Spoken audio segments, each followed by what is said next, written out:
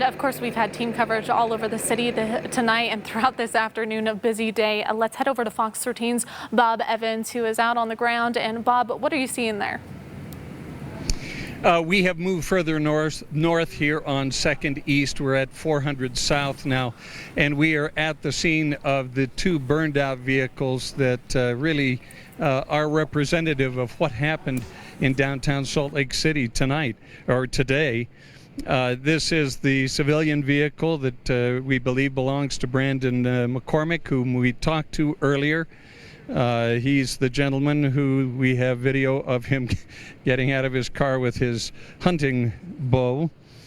And then further on down, beyond the police officers that have assembled here in the intersection of 4th South and 2nd East, and just to the east of that intersection is the burned out police car that has been overturned as well. You would never recognize it as a police vehicle now because it burned thoroughly. This is really a sad commentary, I believe, on what can happen when things go wrong and when bad actors get involved in controversial elements and controversial issues. It is sad because in my time here in Salt Lake City since 1988, I do not recall this kind of thing ever happening before. It's unfortunate.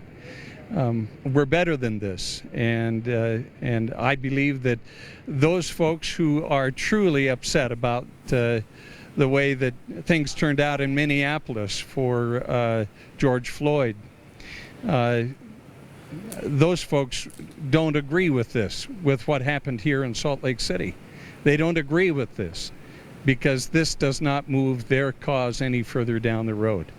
And so I like to think that we here in Utah and in Salt Lake City are better than this, and hopefully in the days and weeks and months to come, we'll be able to heal from what happened here in downtown Salt Lake City today. Bob, you're sharing the same sentiment as many of our community leaders, our governor, the Salt Lake City Mayor Aaron Mendenhall, Police Chief Mike Brown. You share the news, you cover stories, and you've done it for 25 years here in Utah. As you saw some of these protests happening nationwide, did you actually think it could happen here? Did you think what we saw today would actually happen in Salt Lake City? Well, I'll tell you what, 25 years here on Fox 13 and about 10 years prior to that elsewhere, in those 35 years here in Utah, I never thought that this kind of thing would happen here, especially in light of the fact that it always happens someplace else. I mean, Salt Lake City is not Minneapolis or Chicago or New York or Washington or Los Angeles. We're different here. And sadly, though, here is the evidence behind me that at least some of us aren't. Some of us aren't. But I think it's incumbent upon all of us to move forward and not let those bad actors define our community. And forgive me for soapboxing just a little bit, but after a day like today and dealing with the things that we have been dealing with here in Salt Lake City and reflecting on what happened in Minneapolis to that poor man who lost his life. I think it's disjointed. It's not connected. It's two completely different events. And sadly, we'll have to deal with the aftermath of this event here. Bob, two completely different events is right. I mean, you think about Ogden earlier today, where it was peaceful. Everyone took a knee. Fox 13's Adam Herbetz was up there. He covered it for us. We saw it about 5 hours ago now on the air. But it's just amazing the contrast and the difference of the two protests and the ideology behind it and the people that put themselves forth to want to pay tribute and have their voices heard to George Floyd and others that they were speaking up about. It was really remarkable to see the stark differences between what happened in Ogden and Salt Lake City today. Well, and I have to completely agree with you too, Brian.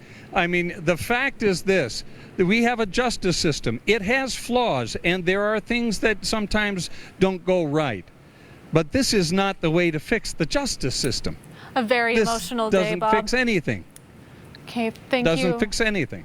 Thank you, Bob Evans.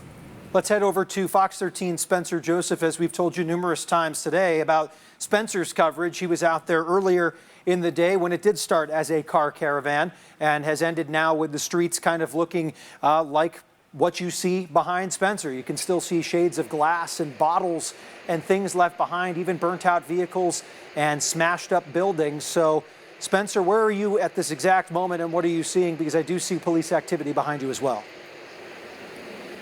So I am still on the corner of 400 South and 200 East. I'm going to kind of move a little bit to the side and turn my camera around so you can see.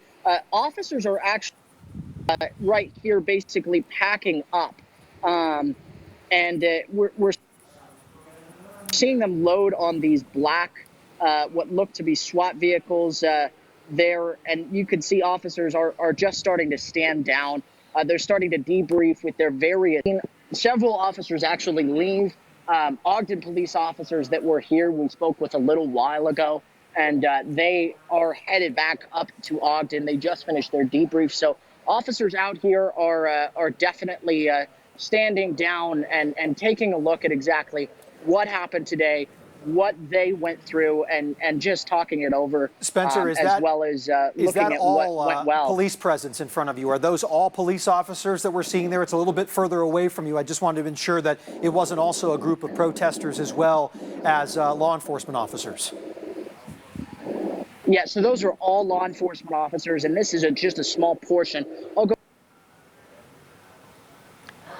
Looks like we're having a little bit of trouble with Spencer's shot. We will check in with him momentarily, but we do still have Lauren Steinberger, I'm hearing, out in the field right now. And Lauren, you have been going around all day kind of following the biggest crowd that we've seen. You mentioned not too long ago some of those stragglers still out there. What does it look like now? Anyone still standing their ground? Yeah, so there are a few people. I showed you guys how that one group kind of walked away. They had the helicopter light on them. There is some people, across the street here who are standing. They're not really doing anything, just standing there. They're not chanting. Some had signs in their hands, but at this point they're just kind of hanging out. And in the meantime, we have, some police officers who are still standing here. They did just pull up this sheriff's office bus. I did see another bus, the bus that they were kind of putting arrested people on, drove away and out of the area. And I also saw the National Guard. Looks like they all packed up several of their vehicles full of National Guards men and women also drove away. So it seems like some people, some resources are leaving for the night, but there are, still a group out here. They are still standing here and they're telling people you can't come through while that one group stands across the street. Now, they're not advancing toward that group. They're not saying anything to that group across the street, but all just kind of standing here.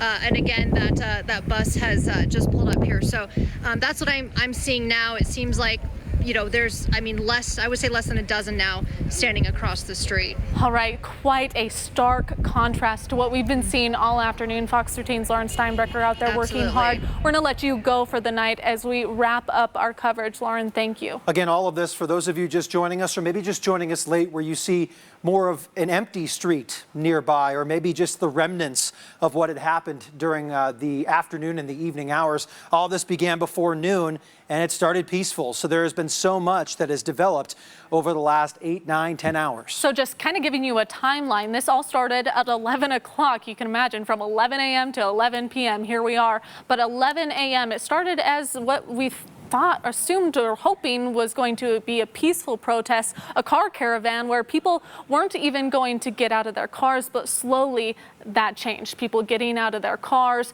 getting a little more restless, and that's when things took a turn. And it began with graffiti on the Salt Lake City Police Department building. You see some of the graffiti that shows some explicit language that is suggestive against police officers, and then it turned. A big turning point is when that police vehicle was turned over and set on fire. And it's important to note that police vehicle was just parked off to the side. Protesters grabbed the car, tipped it on its side, were able to push it upside down. They then threw a firework at it. It ignited. A lot of people in the area were scared it was going to blow. And meanwhile, people were taking skateboards and baseball bats and shattering the glass at the public safety building, at the library, and at the UTA tracks platforms. Looting at the 7-Eleven, going up to the Utah State Capitol, defacing property up there as well, where you saw kind of that standoff between officers and protesters throughout the afternoon and the early evening, where finally officers said they had enough up there and were able to take a few remaining protesters into custody, and has quieted down since on the Capitol Hill. And it was around 3 o'clock where we first started seeing police officers come. And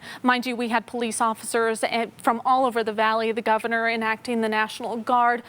We had UPD troopers, hundreds of police personnel responding to this as they got control and pushed back those barriers. Well, just a long day and a lot to digest, and more coming tomorrow, bright and early for Good Day Utah, which begins at 6:30 a.m. Thank you for joining us for the last 6 hours right here on Fox 13. And you can get any updates online at fox13now.com. Have a good night.